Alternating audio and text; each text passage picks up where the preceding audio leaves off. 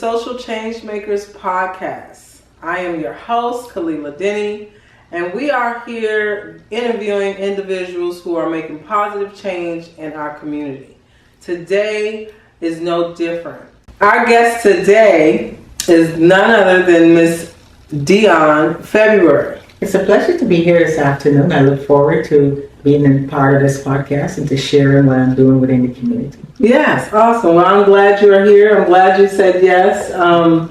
Your nephew, Mr. Quasi February, has recommended this interview very highly. Okay. And I'm just excited to learn more about what it is that you're doing in the community. Okay.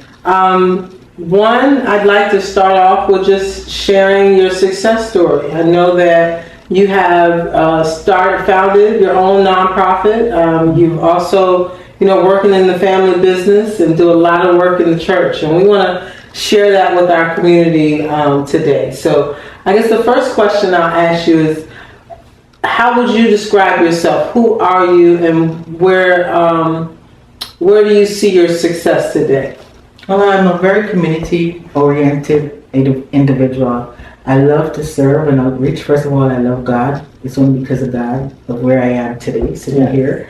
And because of that, I love to serve within the community. I'm community-driven and passionate to serve and outreach and meet the needs, try to meet the needs of those within the community. Yeah. And because of that, I do weekly food distributions within the community, as well as meeting many other needs. I do partner with other different entities within the community to help provide resources, even though my nonprofit may not be able to provide those resources. I do network. I have many network resources within the community where I'm able to help funnel them through to help them with those resources that they need. Awesome. So you mentioned your nonprofit.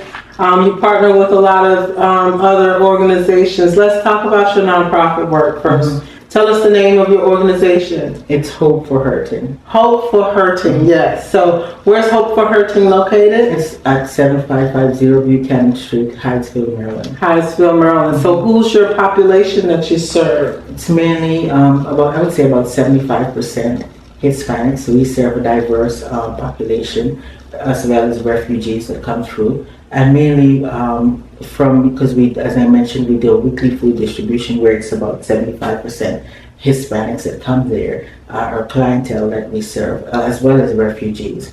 We try to get information to help those resources to help that community as well. Yeah. So how long have you been doing this work?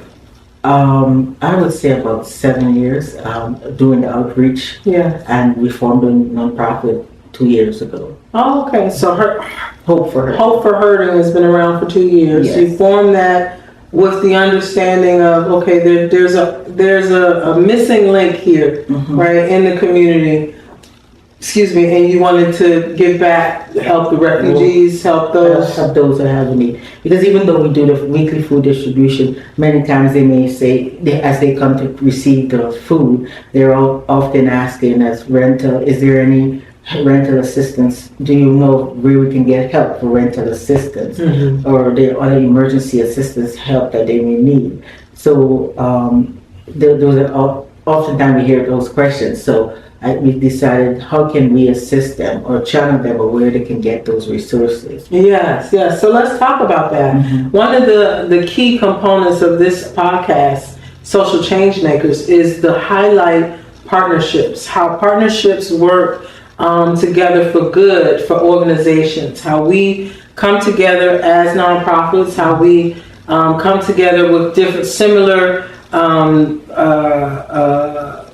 goals and similar populations that we serve, but we serve them in different capacities. And I think one of the things you just highlighted was the fact that, we may be providing food and toiletries and things of that nature to these individuals or these vulnerable populations that you serve, but there's some other organizations that may come alongside you guys who provide housing or, maybe assistance with their medical insurance or getting their IDs and things like that. So would you say that the partnerships that you have that work with you and your organization, the Hope for Hope for Hurting, I'm gonna get this right, Hope for Hurting, how does those partnerships how does the impact of those partnerships, what is the impact that those partnerships have on your organization? Well, right now, we weren't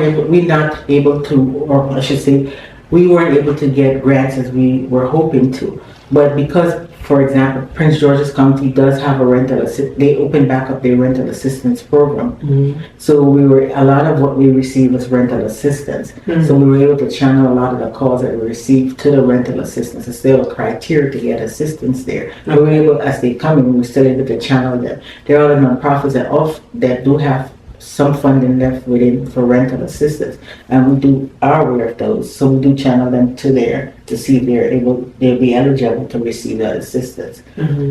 So even though we don't have the funding for enough to help them with for rental assistance, a lot of them are so behind. They need a significant amount. We can still channel them to other resources, as I mentioned earlier. Yes. Utilities, maybe someone may not be, depending on the amount, there is an application process they have to complete. And depending on the amount with utilities, we may be able to help them again based on the funding that we have right now. Oh, okay, good. So you make sure that they have access to the opportunity, to the resources. You guys are the catalyst through these different entities that provide resources. As well as the Salvation Army for the water bill. Oh, okay. Awesome. So, tell me what made you decide to start the nonprofit? Again, because even though we're providing food, many times they're asking, well, how can we need help with rental assistance? We need help with our utilities. So some of the resources was more, the help is needed more than just food. Coming on a Saturday to pick up food. There's also many, and then there's emergency needs that come up. So we've also have where we do have caps. Someone may come. We've had recently we've had one member or a client that was going through cancer. She lost her job because she was laid off because she stage 3 cancer. And she needed an assistance, so emergency assistance. That's a medical emergency assistance. So we were able to. She needed some funds, emergency funds, to do some spending. So we were able to offer her some spending funds. So there's emergency criteria that come up. So we, based on the application, what the situation is, whether it be in medical or utilities, about to be cut off, we're still able to assist in that need based on the criteria, and proof, of course, has to be supplied.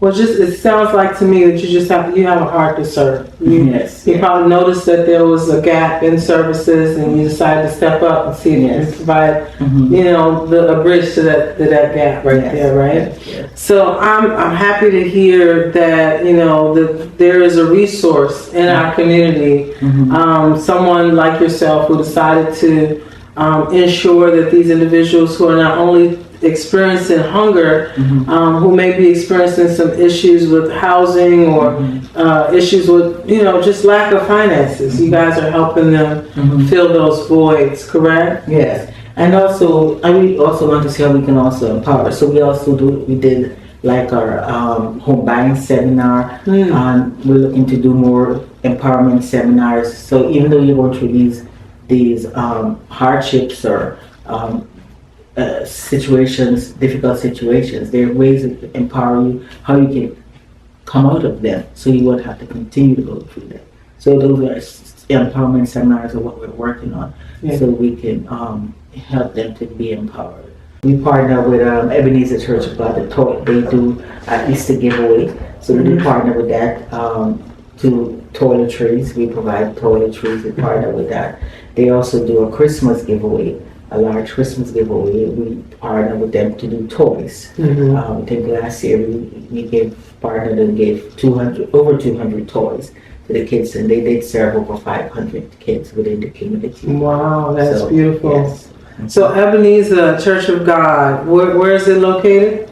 At 7 in Hyattsville, Maryland. In Hyattsville? So it sounds like between your organization and the church that you attend, your time is really giving back to the community. Definitely. Yes, most definitely. Yeah. Yes. So talk to me about the outreach that you do with the church. I'm the outreach coordinator at the church. We do, as I mentioned, we do a weekly food distribution, averaging about serving about 240 families weekly.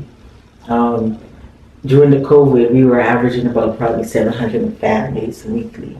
And so, as the weather changes, probably will go up to about 250. It does seem to. Yes, it does go up with the weather. And we do it rain, shine, and snow. It's every Saturday that we do it. Awesome. Yes, and we look forward to do it. We do drive up and walk up.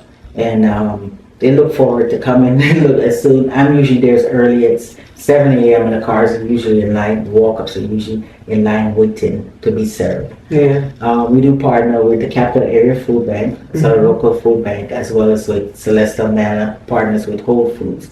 So we do get weekly supplies from both chains of Capital Area Food Bank to be able to serve within the community. Understood. So if there was anything you wanted to share, say with another organization or nonprofit who's trying to do similar work, one of the things I find it important is that we share best practices in the areas of the work that we do.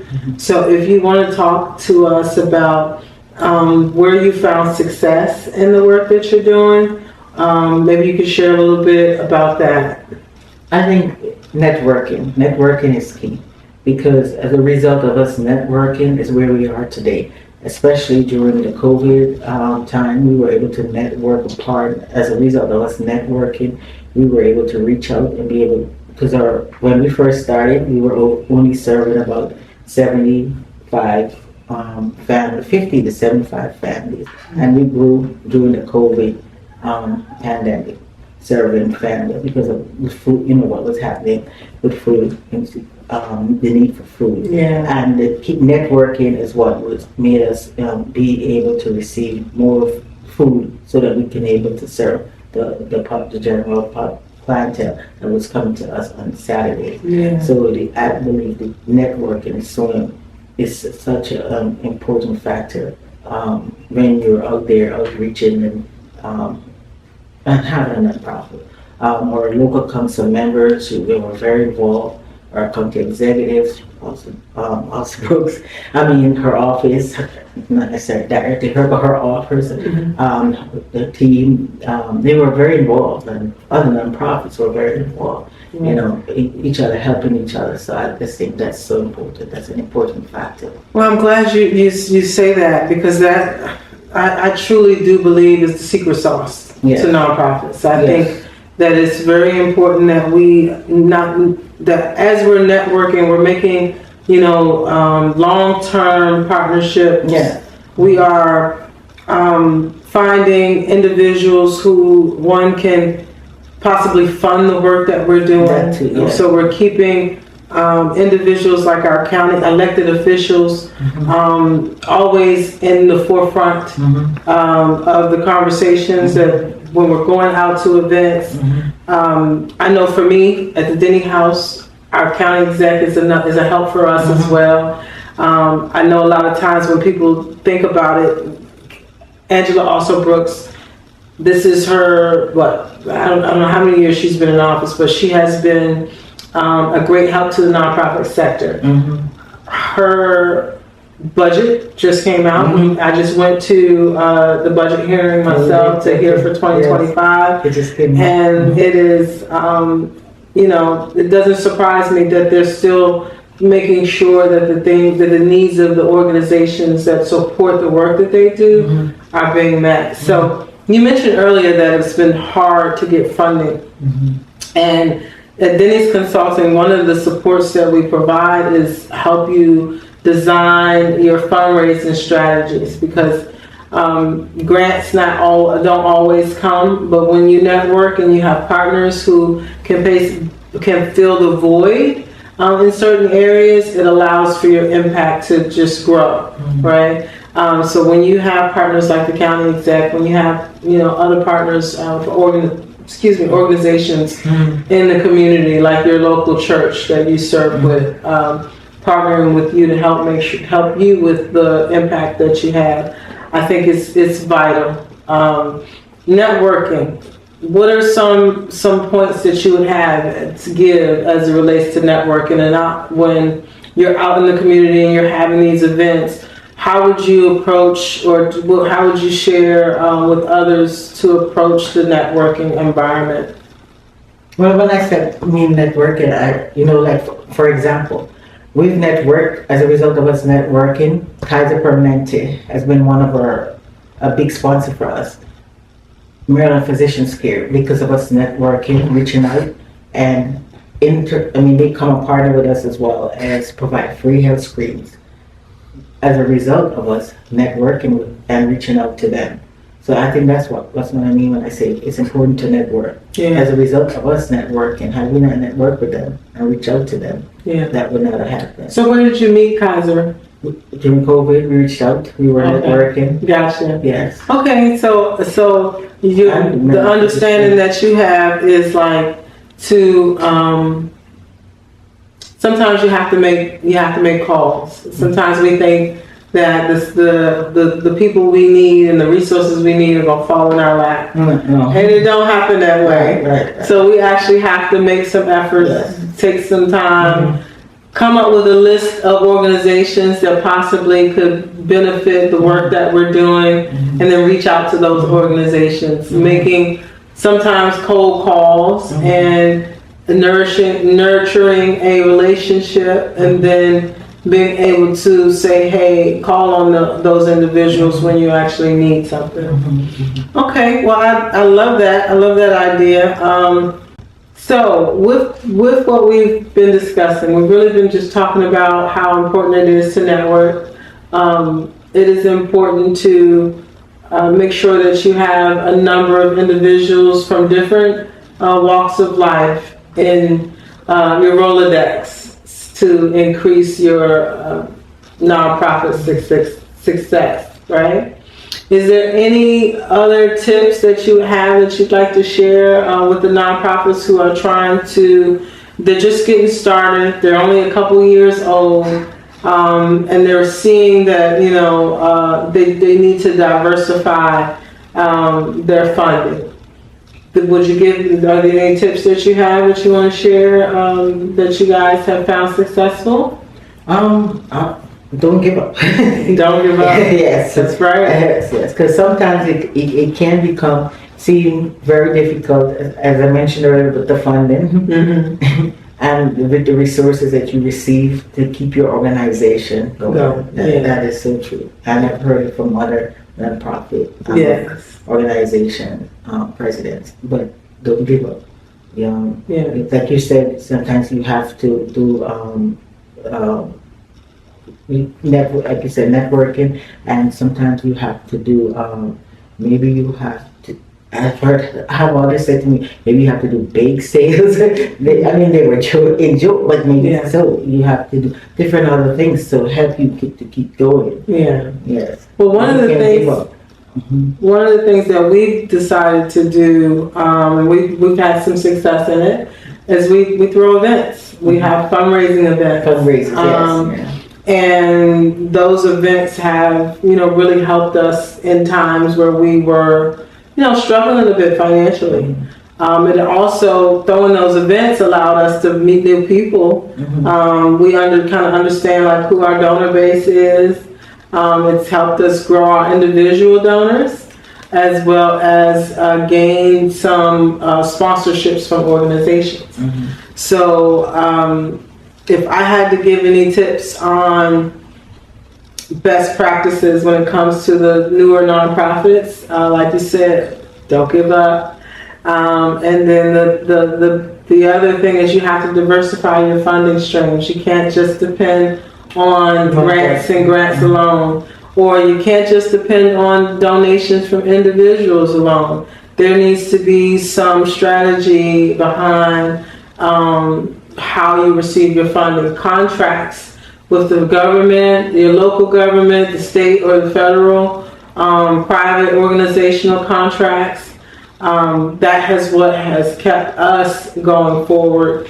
When we first started, we weren't receiving a lot of grants either. We had individual donors, and then we started receiving contracts for the work that we do, and that has helped us. Mm-hmm. So from individual donors to fundraising events, contract work, mm-hmm. as well as grants, that makes for a strong organization. Mm-hmm.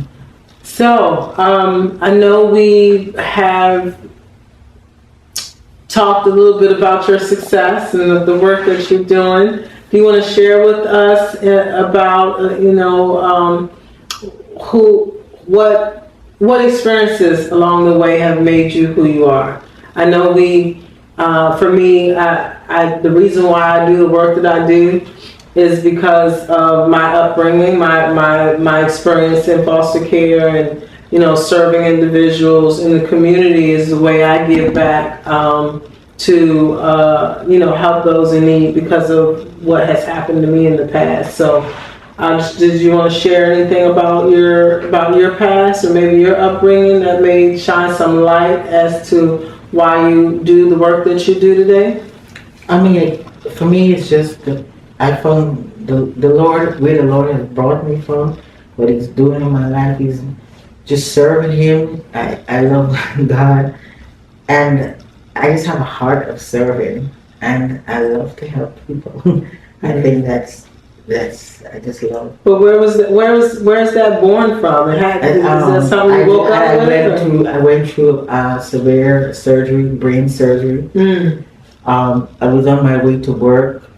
I was a human resources coordinator, actually director, and I was on my way to work and with a student for service hours. Which is really ironic. I did hit my head on a tree, which was by my church. Then the church wasn't even built there. I didn't know the church was going to be there. I wasn't going to that church. Mm. And on my way there on Annapolis Road, and I continued on to work, and I think everything was fine. I started having seizures. And then after having seizures, found out I had a tumor. And they said they had to remove the tumor. I didn't know when I was having seizures. They just started having seizures. Mm-hmm. Thank God it was benign. And as a result, I just found that the Lord, it could have been worse. I just thank God, I didn't die immediately. I just felt that the Lord had a purpose for me. Yeah. And I needed He wanted me to do more because He saved my life. I hit my head, I continued on. I didn't think anything was wrong. And then the next 2 weeks, I started having seizures. And mm-hmm. then, it got so bad where they even had to stop me from driving. I had to start taking the bus because I didn't know when I would have seizures. And then I had to have brain surgery. And they removed a tumor. And, my surgeon said, this February, you would have to learn how to speak again. And thank God, that's how amazing God is. He would have to give me a new hairdo, everything. That didn't happen. Well, it looks good. Yeah. But, sometimes I have to process how to speak, but bigger than that. Mm-hmm. I'm here. Yes. Well, that's a beautiful story. He's brought me a far way. I really thank him that I'm still sitting here. And so I believe He has me here for a purpose. That He brought me through that. And a lot of people probably don't know is I go to church on Sundays. That street in front of Dave had a 7-Eleven. It was like I hit that church. Didn't know that Ebenezer would have been built there. It's been there 15 years, so it's been 16, 17 years ago this happened. I know every time I pass that tree, not knowing that, when God knew, I would pass in that area every Sunday, or almost a lot of days. and that church was built right behind there. So And that's the church you go to this day? to this day, and that's where I serve every week.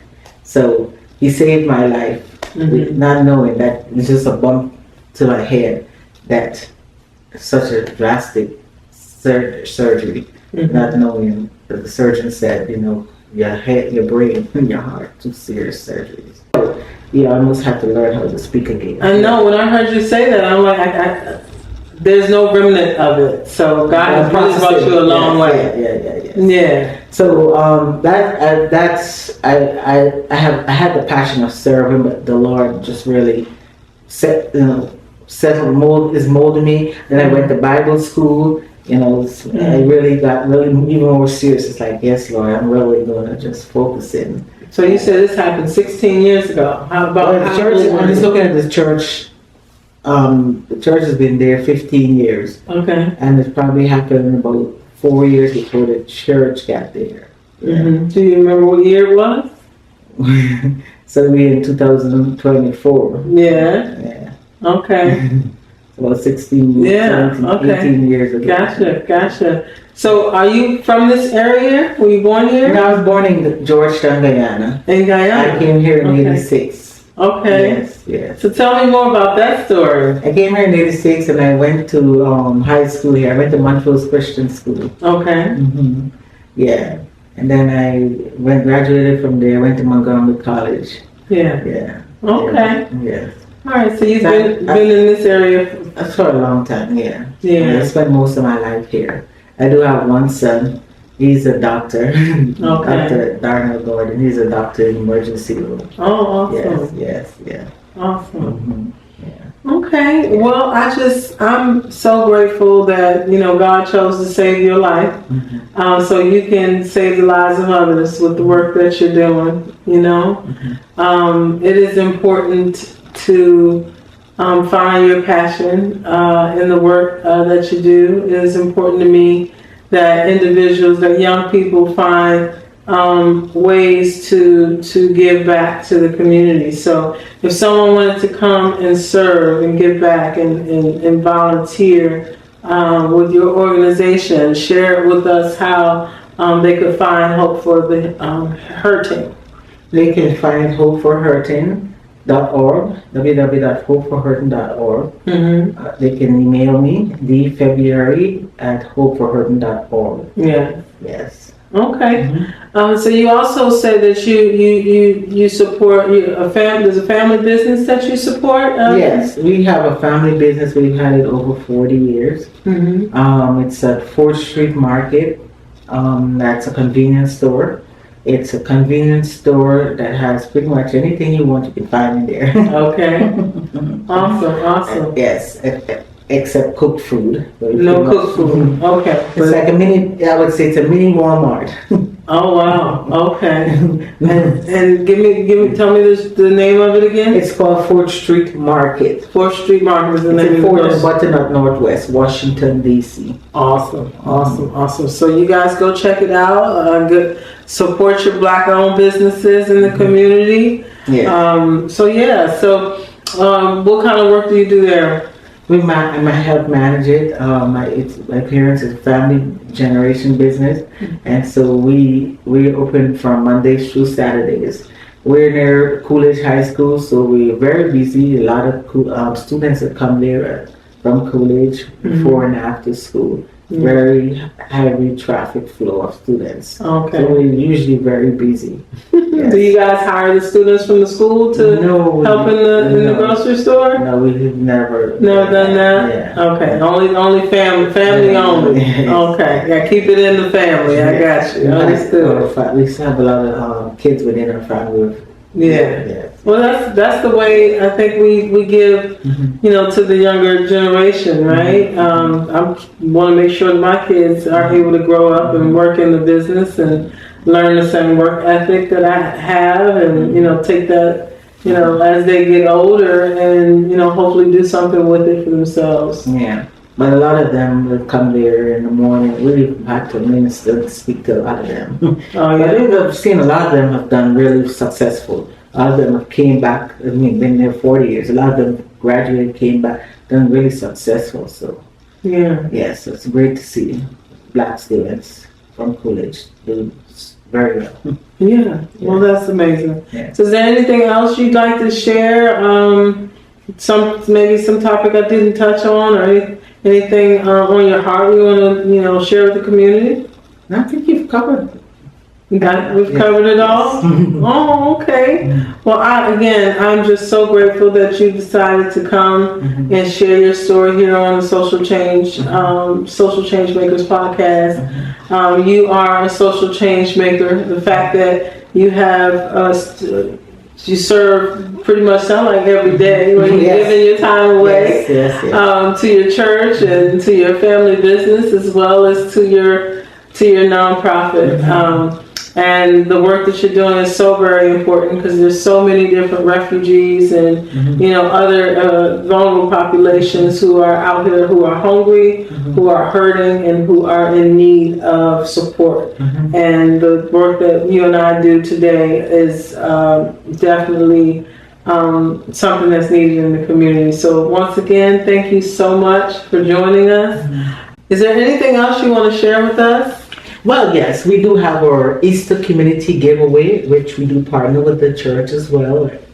Ebenezer Church of God Community Outreach Ministries hosting, and we will have produce being given out, as well as our Kaiser Permanente will be there with their mobile van to give out free screens, real-time results. Health screening. Yes, awesome. Real-time results, as well as we will have free hospitality bags, 200 while supplies last.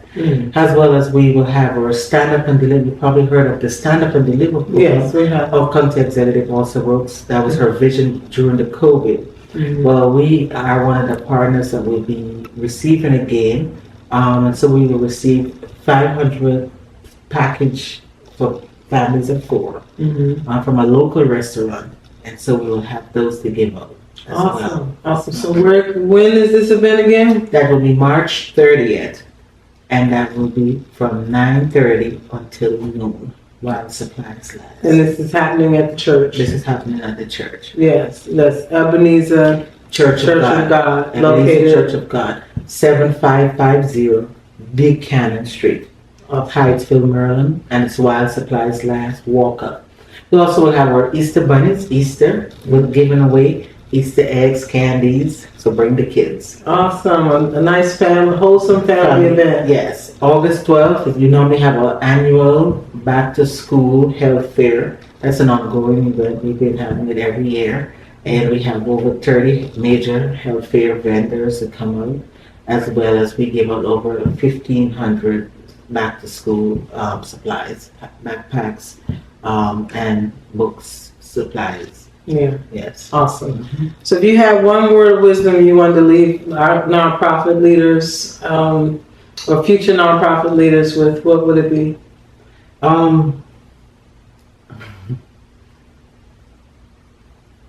Together, everyone accomplishes much. Team, working together as a team. I think that's so important, and that's empowering and helping and empowering others. Understood. Well, you heard it here. Together, you accomplish much. I want to say thank you once again for joining us. Thank you to those of you out there who decided to stick around and watch this to the end. If you have any comments you'd like to share, please do so. Like and subscribe if you want to see more content like this. And until next time, it's the Social Changemakers Podcast signing out.